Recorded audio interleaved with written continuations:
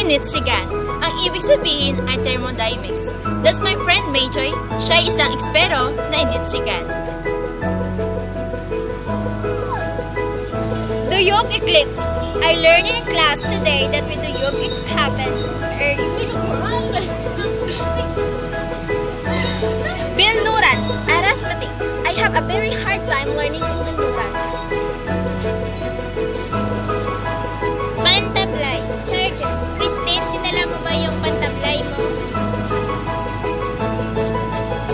Hanay-nayan. Class, did you finish your Hanay-nayan projects?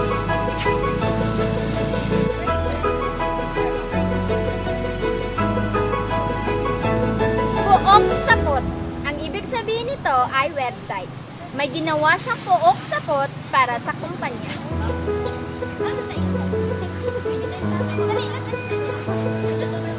Pulot gata. Honeymoon. My parents went out for their pulot gata during the weekend. Siyakis. Sharpie. Siyakis ko ang aking pagsilyo. Sulatrani ko. Email. Pinasend sa akin ni Sir Matidios ang excuse letter sa solitrani ko niya. Sipnayan. Ang ibig sabihin nito ay mathematics. Ang anak, kailangan mong pag-aralan ang sipnayan.